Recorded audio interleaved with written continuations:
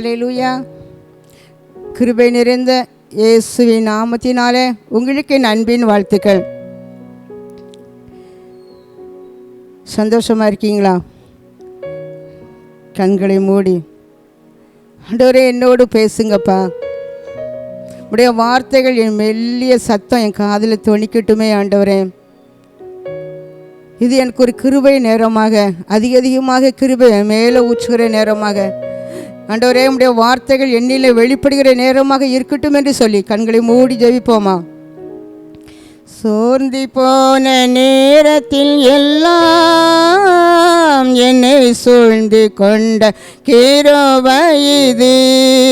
சோர்ந்து போன நேரத்தில் எல்லாம் என்னை சூழ்ந்து கொண்ட கிருபை இது.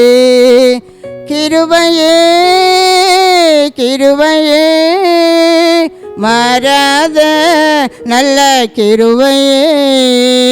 கிருபையே கிருபையே மாறாத நல்ல கிருபையே. அன்பின் ஆண்டவரே, இந்த கிருபையை நேரத்தை நீர் எங்களுக்கு தந்ததற்காக நன்றி செலுத்துகிறோம் அப்பா. தகப்பனே, இந்த வேலையில் எங்கள் மத்தியில் இறங்கி வாங்க ஆண்டவரே. எங்கள் மத்தியில் உலாவுவீராக. உடைய மகிமை எங்களுக்குள்ளே வெளிப்படட்டுமே ஆண்டவரே. தேவ பிரசன்னம் அளவில்லாமல் எங்களை மூடிக்கொள்ளட்டுமே ஆண்டவரே. ஐயா, உடைய வார்த்தைகளை கேட்க ஆவலோடு இருக்கிற பிள்ளைகளோடு கூட பேசுவீராக ஆண்டவரே. அவர்கள் பரலோக காட்சிகளையும் உம்முடைய ஆண்டவரை தரிசனத்தை இப்போது அவர்கள் உணரட்டுமே ஆண்டவரே. பொறுப்படுத்திக் கொள்ளுங்க. இயேசுவின் மூலம் ஜெபிக்கிறேன் பிதாவே, ஆமேன். ஹல்லேலூயா. இந்த வழியிலும் கூட நம்ம தியானிக்கக்கூடிய தலைப்பு பாக்கியமான காத்திருப்பு. நம்ம எதுக்கு இதெல்லாமோ இந்த உலகத்தில் காத்திருக்கிறோம். ஆனால் வேத வசனம் சொல்கிறது, கர்த்தருக்கு காத்திருக்கும் போது தான் அந்த காத்திருப்பு தான் ஒரு பாக்கியமான ஒரு காத்திருப்பு என்று சொல்லியிருக்கிறது. சங்கீதம் 27:14 வாசித்து பார்க்கும்போது, கர்த்தருக்கு காத்திரு, அவர் உன் இருதயத்தை ஸ்திரப்படுத்துவார், திட மனதாக இருந்து கர்த்தருக்கே காத்திரு. இருதயம் எப்போது ஸ்திரப்படுமா? இன்றைக்கி இருதயம்தான் நமக்கு பிரச்சனை. நம்ம அறியாமல் சில சூழ்நிலை வரும்போது அப்படியே பயம் தொற்று கொள்கிறது. ஆனால் தேவ சமூகத்தில் கர்த்தருக்கு காத்திருக்கும் போது இருதயம் நிச்சயமா ஸ்திரப்படுமா? இருதயம் பயம் போயிடும், ஒரு தைரியம் வந்துடும், ஒரு திட மனதாக ஆயிடுவோம். ஆனால் தாவீது ராஜா சொல்கிறாரு, திட மனதாக இனி கர்த்தருக்கே காத்திரு. உன் இருதயம் ஸ்திரப்பட்ட பிறகு, திடமனதாகின பிறகும் கூட நீ கர்த்தருக்கே நீ காத்திரு அப்படி சொல்லி அவர் சொல்லியிருக்கிறார். இயற்கையாக நம்ம காத்திருக்கணும் அப்படின்னு சொன்னால் அது யாரும் ஒரு முடியாது, பிடிக்காது. ஒரு கடினமான காரியம். எந்த ஒரு காரியம் நம்ம காத்திருக்காதபடி உடனடியாக நமக்கு கிடைக்கணும் அப்படி சொல்லி நம்ம எல்லாருமே எதிர்பார்ப்பது ஒரு இயற்கை தான். நம்ம உலக வாழ்க்கையிலும் பல காரியங்களுக்கு நம்மளை காத்திருக்க முடியலை. அதே போல் ஆவிக்குரிய காரியங்களிலும் காத்திருக்க முடியலை. அதனால் அவசரமாக சில முடிவுகளை நம்ம எடுத்துட்டு அநேக பிரச்சனைகளுக்குள்ளே நம்ம ஆளாகி சிக்கி நம்ம கலங்கி கண்ணீர் வடித்து கொண்டு இருக்கிறோம். நம்ம எந்தெந்த காரியத்துக்கு காத்திருக்கணுமோ அதை காத்திருக்கும் போது தான் அதற்குரிய ஆசீர்வாதத்தை நம்ம பெற்றுக்கொள்ள முடியும். நம்ம ஆவிக்குரிய காரியத்திலும் அநேக ஆசீர்வாதங்களை நன்மைகளை நம்ம பெற்றுக்கொள்ள முடியலைன்னா தேவ சமூகத்தில் நம்ம நினைச்சோம் காத்திருக்கணும். காத்து இருக்கதையும் முக்கியமாக செய்யக்கூடிய ஒரு காரியம் பாருங்க. தேவ சமூகத்தில் நம்ம காத்திருக்கணும். ஆவிக்குரிய நன்மைகளையும் வரங்களையும் பெற்றுக்கொள்வதற்கு நம்ம காத்திருக்கணும். உலக ஆசீர்வாதங்களை நம்ம சுதந்திரிக்கணும் அப்படி சொன்னால் நம்ம பொறுமையாக என்ன செய்யணுமா? காத்திருக்க வேண்டும். எதுலலாம் நம்ம காத்திருக்கணும் அப்படி சொல்லி நம்ம தியானிப்போம். முதலாவது ஜெபத்தில் நம்ம என்ன செய்யணுமா? காத்திருக்கணும். ஆபகுக் தீர்க்கதரிசி எழுதின புத்தகம் 2ஆம் அதிகாரம் 1ஆம் வசனத்தின் முன்பகுதி நான் வாசிக்கிறேன். நான் என் காவலிலே தரித்து அரணிலே நிலை கொண்டு இருந்து அவர் எனக்கு என்ன சொல்வார் என்று என்று கவனித்து பார்ப்பேன் என்று சொல்கிறார். பாருங்க, இன்றைக்கு அநேக நம்ம ஜெபிக்கும் போது அங்கே நமக்கு பொறுமை இல்லை.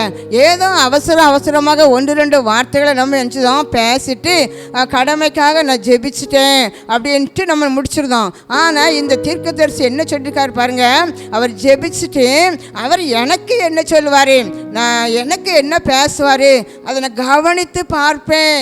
தேவனுடைய பதிலுக்காக அவர் காத்திருக்கின்ற ஒரு தீர்க்கதரிசி. அருமையானவர்களே, நம்ம ஜெபிப்பது உண்மைதான். ஆனால் என்ன செய்யணும் அப்படி சொன்னால், தேவ சமூகத்தில் நம்ம காத்திருக்கணும். நம்ம காத்திருக்காததுனால ஏதோ 1-2 வார்த்தைகளை பேசிவிட்டு என் ஜபம் முடிந்து விட்டது என்று சொல்லி கடந்து போகிறதுனால கர்த்தருடைய மெல்லிய சத்தத்தை நம்மால் என்ன செய்ய முடியல, கேட்க முடியலை. பல வேளைகளில் அதனால் அவருடைய சித்தத்தையும் கூட நம்மால் என்ன செய்ய முடியலை, புரிந்து கொள்ள முடியலை. நம்ம ஃப்ரெண்டு, நம்ம சொந்தக்காரங்க யாருக்காவது நம்ம வந்து ஃபோன் மூலமாக பேசணும்னு நினச்சி அவங்க நம்பரை நம்ம கால் பண்ணுறோம். பண்ணிவிட்டு அவங்ககிட்ட முழுக்க அவங்கள பேச விடாதபடி நீங்களே பேசிக்கிட்டு இருந்துட்டு அவங்களுக்கு பேச விடலைன்னு வச்சுக்கோங்களேன். அப்போ அவங்க சொல்கிற காரியம் என்னன்னு உங்களுக்கு தெரியாது, அவங்க சொல்கிற ஆலோசனையும் உங்களுக்கு என்ன செய்யாது, என்னன்னே தெரியாது. பாருங்க, அதே போல தான் நாம் இன்றைக்கு ஜெபிக்கிறோம். ஆண்டவர்கிட்ட ஏதோ பேசுகிறோம், ஆனால் ஆண்டவர் சத்தத்தை கேட்கல. அநேகர் என்கிட்ட கேட்பாங்க, ஆண்டவர் வந்து எங்கிட்ட ஏன் பேச மாட்டேக்காரு, பெரிய ஊழியக்காரங்கிட்ட தான் ஆண்டவர் பேசுவாரோ, ஏன் எங்கிட்ட பேசலை? நான் சொல்லுவேன், ஆண்டவர் உங்ககிட்ட ஒவ்வொரு நாளும் பேசிக்கிட்டே தான் இருக்காரு.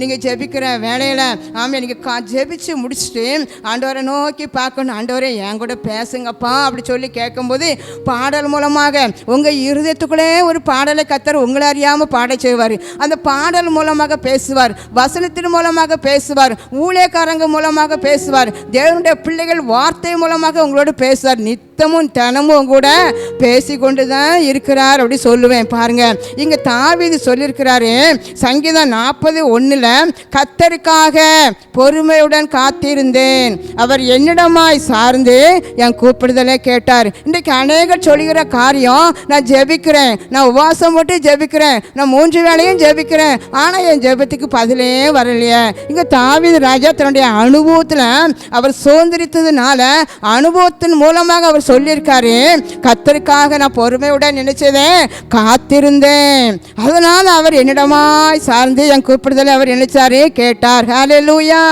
நம்முடைய தேவன் ஜெபத்தை கேட்கிறவர்.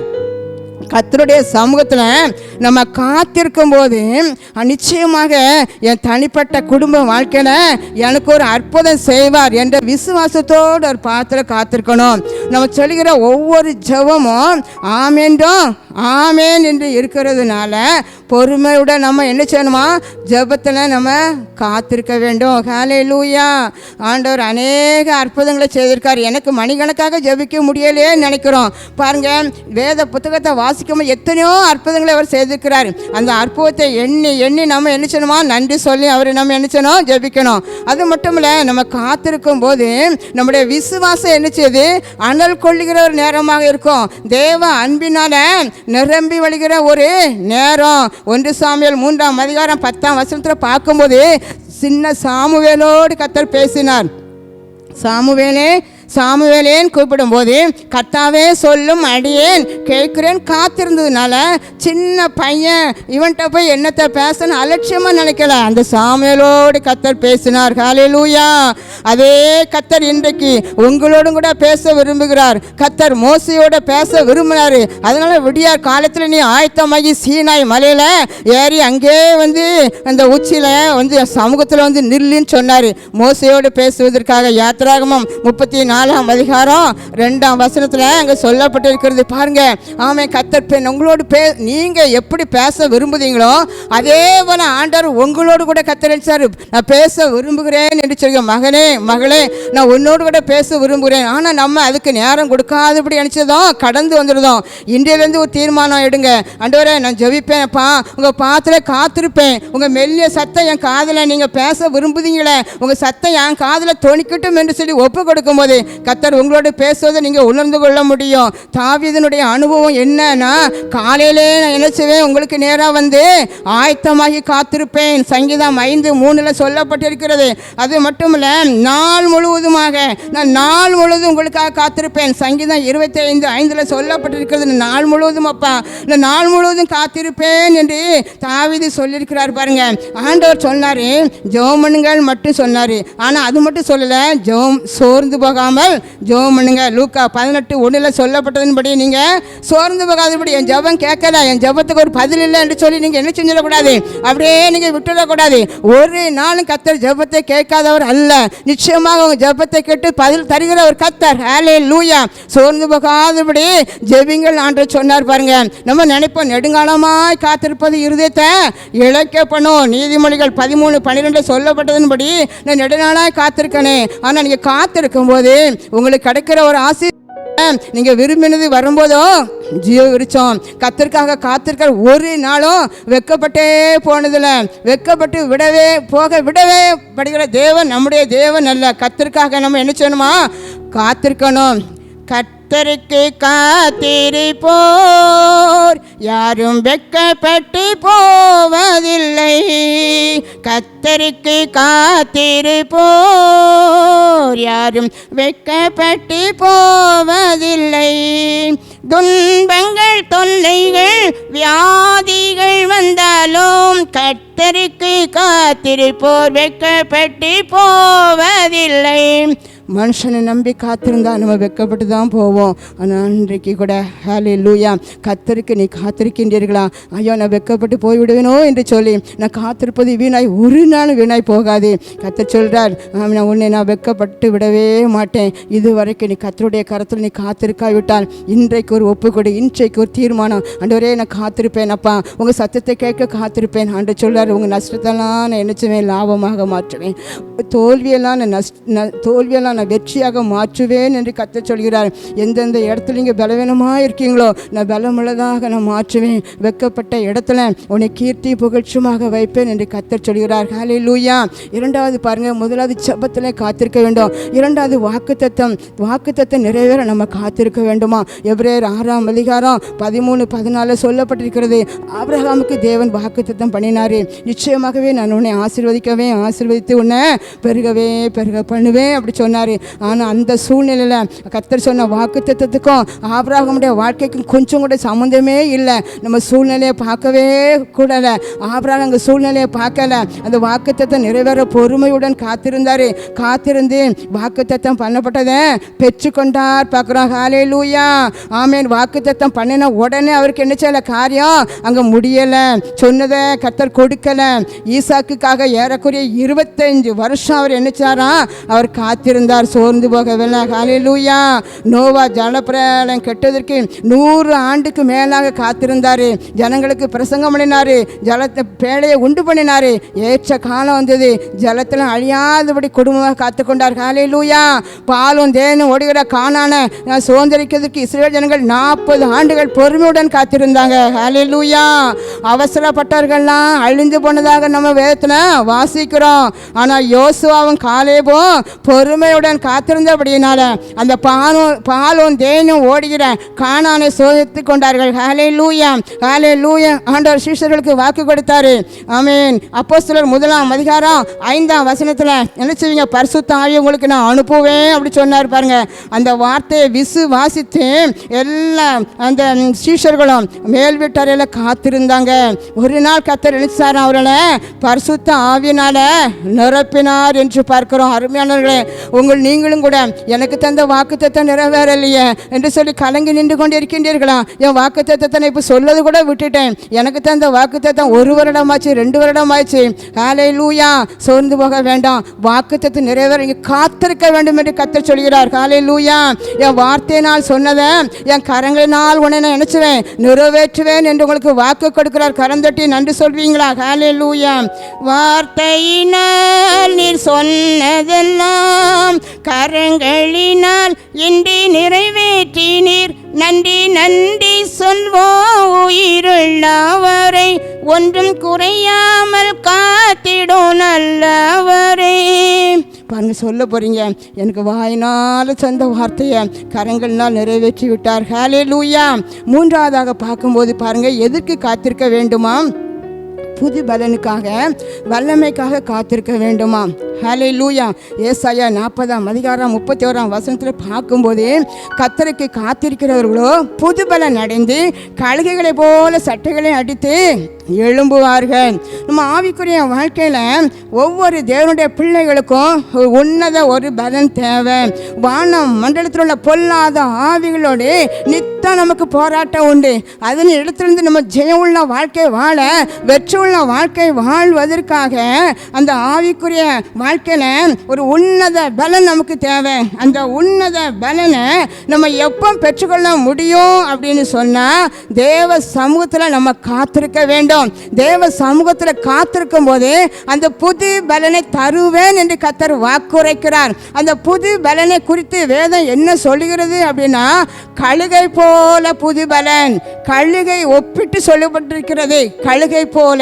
கழுகு வயது முதிரும் போது தனியாக ஒரு பாறை இடுக்குகளை போய் அமர்ந்து தன்னுடைய பழைய இறகுகளை எல்லாம் உதிர்த்து விட்டு பொறுமையுடன் நினைச்சுமா காத்திருக்கும். சில மாதங்கள் ஒன்று சாப்பிடாமல் முழு முட்டையாய் அமைஞ்சிருக்கும். அதன் சரீரத்தில் கொழுப்பு எல்லாம் கரைந்த பின்பு அழகான இறகுகள் முளைத்து புதிய வாலிப பலனோடு பறந்து சொல்லும். அதுதான் சங்கீதக்காரன் எல்லாம் எழுதியிருக்கிறாருன்னா, கழுகுக்கு சமானமாய் உன் வயது திரும்ப வாழ வயது போலாகிறது. சங்கீதம் 103:5 விதமாக எழுதியிருக்கிறார். ஹல்லேலூயா. உனக்கு ஒரு புது பலனை கட்டளையிடுவேன். எப்போது தேவ சமூகத்தில் காத்திருக்கும் போது அந்த புது பலன் எப்படிப்பட்ட புது பலன் அப்படின்னா, கழுகுக்கு சமானமாக, கழுகுக்கு எப்படி திரும்ப வாலிப வயது போல ஒரு புது பலன் இறங்குகிறதோ, அதே போல உனக்கு வயது முதிர்ந்த நிலையில கூட நீ இருந்து கொண்டிருக்கலாம். நீ கர்த்தருக்கு காத்திருக்கும் போது அந்த கழுகுக்கு சமானமான அந்த வாழ வயதை உனக்கு கட்டளை இடுவேன் என்று சொல்கிறார். நீங்க கூட சொல்லுவீங்க, ஐயோ என் சரீரம் வியாதிப்பட்டு பல வருடமாக பலவீனப்பட்டு இருக்கிறேன், எப்படி எனக்கு இந்த புது பலன் வரும்? அருமையான மகனே, அருமையான மகளே, நீ தேவ சமூகத்தில் காத்திருக்கும் போது அந்த புது பலனை பெற்றுக்கொள்வாய். ஹல்லேலூயா. கரந்தட்டி கர்த்தருக்கு நீ நன்றி சொல்லு. ஹல்லேலூயா. ஏதோ ஒரு கவலை மூலமாக, ஆமீன், அநேக வருடமாக கவலைப்பட்டு சாப்பிடாதபடி உடலை நான் பலவீனப்படுத்தி கொண்டேன். இனி எனக்கு இந்த பலன் எப்படி வரும்? என்னால் ஒரு சிறிய வேலை கூட செய்ய முடியலை, எனக்குரிய காரியத்தை கூட அன்றாட தேவைகளை என்னால் சந்திக்க முடியலைன்னு சொல்லி கலங்குகிறாய். கர்த்தர் சொல்கிறார், தேவ சமூகத்தில் காத்திருக்கும் போது உனக்கு ஒரு புது பலனை நான் உனக்கு நினைச்சுவேன், நான் தருவேன் என்று வாக்கு கொடுக்கிறார். ஹல்லேலூயா. அப்போ ஜெபத்திலே நம்ம உறுதியாய் தரித்திருக்கும் போது கர்த்தர் உங்களோடு கூட அவர் பேசுவார். ஜெபத்தில் தரித்திருக்கும் போது நீங்க வெட்கப்பட்டு போவதில்லை. கர்த்தருடைய சத்தத்தை நீங்க என்ன செய்வீங்க? கேட்பீங்க. அவருடைய சித்தத்தை நீங்க அறிந்து கொள்ளுவீங்க. இரண்டாவது, வாக்குத்தத்தத்தை நிறைவேற காத்திருக்க வேண்டும். ஆபிரகாம் எப்படி காத்து இருந்து அந்த வாக்குத்தத்தை நிறைவேற்றப்பட்டதோ, அதே போல உனக்கு கொடுத்த வாக்குத்தத்தங்கள் நிச்சயமாக நிறைவேறும். அவர் வார்த்தையால் சொன்னதை என் கரங்களினால் உனக்கு செய்து தருவேன் என்று வாக்கு கொடுக்கிறார். ஹல்லேலூயா. உன் பிள்ளைகளை குறித்து கொடுத்த வாக்கு தத்தங்கள் இன்றைக்கு நிறைவேறும். கரங்களினால் நிறைவேற்றும் என்று கர்த்தர் உனக்கு வாக்கு கொடுக்கிறார். ஹல்லேலூயா. மூன்றாவதாக, நான் புது பலனை பெற்றுக்கொள்ள கர்த்தருடைய சமூகத்தில் காத்திருக்க வேண்டும். ஹல்லேலூயா. ஹல்லேலூயா. எல்லாரும் கூட கண்களை மூடி ஆண்டவரே எங்களோடு கூட பேசுனீங்கப்பா. நான் எங்கெங்கேயோ நான் காத்திருக்கேன் ஆண்டவரே. வேண்டாத காரியத்துக்காக காத்திருந்து நாள் முழுவதும் வீணாக்கி கொண்டிருக்கிறேன். வெறுமைதான், மனதில் சஞ்சலம், துக்கம்தான் எனக்கு தாண்டவம் ஆடுகிறது. இன்றைக்கு என்னோடு கூட பேசுனீங்க ஆண்டவரே. சரீரத்தில் ஒரு பலனே எனக்கு இல்லை. நான் எத்தனை முறை நான் ஏதாவது என் உடம்பை கவனிக்க வேண்டும் என்று சொல்லி நான் சத்துள்ள ஆகாரம் சாப்பிட்டாலும் என் உடலில் எந்த முன்னேற்றமும் இல்லை என்று சொல்லி நினைத்து கொண்டிருக்கிறாய். கர்த்தர் உன்னை பார்த்து சொல்கிறார், ரீகமாண்ட், நீ தேவ சமூகத்திலே காத்திரு. நீ தேவ சமூகத்திலே காத்திரு. உலகத்துக்கு நேராக நேரத்தை செலவழிக்காத. ஏன் சமூகத்தில் நீ மணிக்கணக்காக நீ செலவு பண்ணி ரீகமாண்ட் ஓரி ஷபா. ஹல்லேலூயா. ஹல்லேலூயா. உன் சரீரத்துக்குள்ள ஒரு புது பலனை நான் அனுப்புவேன் என்று கர்த்தர் உனக்கு வாக்கு கொடுக்கிறார். ரீகமாண்ட் ஓரி ஷபா. ஹல்லேலூயா.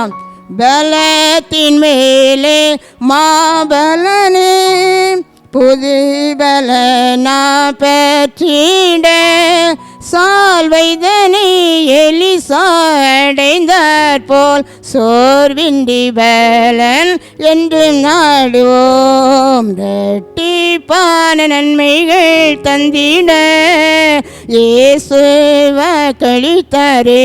முன்மாறி மேல் பின் மாறி மழையே உன்னதத்தினின்றே வந்திறங்குதே. ரேகாமாச்சோரிஷபா, ரெட்டிப்பான வரங்களினால் உன்னை அலங்கரிப்பேன். 2 மடங்கு பலத்தின் மேலே பலன் உனக்கு உன்னதத்தில் இறங்கி வரும். ரீகாலா ரஷா லாமான் டோரி கபா, ரெட்டிப்பான ஆசீர்வாதம். எப்படி எலிசாவுக்கு ரெட்டிப்பான வரம் வந்ததோ அதே போல் நீ எந்தெந்த காரியத்தெல்லாம் இது வரைக்கும் தேவ சமூகத்தில் என் வாக்கு தத்தங்கள் நிறைவேறவில்லை என்று சொல்லி நீ கண்ணீரோடு புலம்பிக் கொண்டு இருக்கிறாயோ அதே காரியத்தை நான் 2 மடங்கு நான் உன்னை ஆசீர்வதிப்பேன் என்று வாக்கு கொடுக்கிறார். கரந்தட்டி நன்றி சொல்லு. தேங்க்யூ ரீவா லாமான் டோரி கபா. ஹல்லேலூயா. ஆண்டவரே, நான் உங்களை பார்க்கணுமே அப்பா, உங்கள் சத்தத்தை கேட்கணுமே ஆண்டவரே, நீங்கள் என் கூட பேசுங்க என்று சொல்லி கூட நீ அழுது கொண்டு இருக்கிறாய். ஆண்டவர் உன்னை பார்த்து சொல்கிறார், அன்பு மகனே, அன்பு மகளே, நான் உன்னோடு பேசி கொண்டிருக்கிறேன், உன்னோடு பேசி கொண்டிருக்கிறேன். ரீபா லேமா டோரி கபா. ஹல்லேலூயா, ஹல்லேலூயா. பாடல் மூலமாக உன்னோடு பேசுகிறேன், தரிசனத்தின் மூலமாக உன்னோடு கூட பேசுகிறேன். நீ அதை உணரவில்லை. ரீபா லாமா டோரி கபா. இன்னும் தேவ சமூகத்தில் காத்துரு, என் தரிசனத்தை உனக்கு நான் தருவேன். ரீபா மாட்டோரிக்கவா, என் சத்தத்தை கேட்பதற்கு உன் ஆவிக்குரிய செவிகளை திறப்பேன். தேங்க்யூ ரீவா லாமா சோரிக்கவா. ஒப்பு கொடுப்பீங்களா? ஆண்டவரே, உலகத்துக்கு நேராக பல மணி நேரம் நான் காத்திருந்தது வீணப்பா. இன்றைக்கு என்னோடு கூட பேசுதீங்க ஆண்டவரே. உங்கள் சமூகத்தில் தான் நான் காத்திருப்பேன், உங்கள் சமூகத்தில் தான் நான் காத்திருப்பேன். அப்பா, உங்களோட தான் நான் பேசுவேன் அப்பா. நீங்கள் என் கூட பேசுவதை உணர்வேன் ஆண்டவரே. என் வாழ்க்கையில் எந்த ஒரு காரியத்துக்கும் நானாக முடிவெடுக்க மாட்டேன். உங்கள் சித்தத்தை அறிந்து கொள்வேன் அப்பா. உங்கள் பாதத்தில் அமர்ந்து சித்தத்தை அறிந்து கொள்வேன். Hallelujah, hallelujah. ரீவா லாமா டோரிக்கவா. Thank you Jesus, thank you Jesus. நன்றி ஆண்டவரே, நன்றி ஆண்டவரே. எங்கள் அன்பு பிள்ளைகளோட பேசுறதற்காக உமக்கு நன்றி ஆண்டவரே. ஜெபத்தில் தரித்திருக்க கற்றுக் கொடுத்தீரே, உமக்கு நன்றி ஆண்டவரே. சரீரத்துக்குள்ள ஒரு புது பலனை பெற்றுக்கொள்வதற்காக நீங்கள் ஆண்டவரே இந்த பிள்ளைகளோடு கூட இடைப்பட்டதற்காக உமக்கு நன்றி ஆண்டவரே. Thank you Jesus. ஹல்லேலூயா. வாக்குத்தத்தத்தை நிறைவேற பண்ணுவேன் என்று சொன்னீரேன், உமக்கு நன்றி. எங்கள் பிள்ளைகள் உம்முடைய நன்மைகளை பற்றி நன்றி சொல்ல வைக்க போகிறதற்காக நன்றி அப்பா. ஸ்தோத்திரம் ஆண்டவரே. ஹல்லேலூயா. நன்றி, நன்றி ஆண்டவரே. ஆவியானவரே, உமக்கு நன்றி செலுத்துகிறேன் ஆண்டவரே. Thank you Jesus, thank you Jesus. நன்றி அப்பா, நன்றி ஆண்டவரே. தேங்க்யூ ரீவா லாமா டோரிக்கவா. அன்பு பிள்ளைகள் முகத்தை பார்க்கிறதற்காக நன்றி அப்பா. உங்களை ஆவலோடு கூட உங்கள் சத்தத்தை கேட்டுக்கொண்டிருக்கிற அன்பு பிள்ளைகள் முகத்தை நீ பார்த்து அழாதே, கண்ணீர் வடிக்காதே, நீ சோர்ந்து போகாத, நான் உன்னோடு கூட இருக்கிறேன் என்று சொல்லுகிறதற்காக நன்றி அப்பா. உன் துக்கத்தை சந்தோஷமாக மாற்றேன்னு சொல்லுகிற கிருபைக்கு நன்றி. எல்லா பிள்ளைகளையும் எல்லா குடும்பத்தையும் ஒப்பு கொடுக்கிறேன். ஆசீர்வதிங்க, வழி நடத்துங்க. மீட்பர் இயேசுவின் மூலம் ஜெபிக்கிறேன் நல்ல பிதாவே, ஆமீன். God bless you.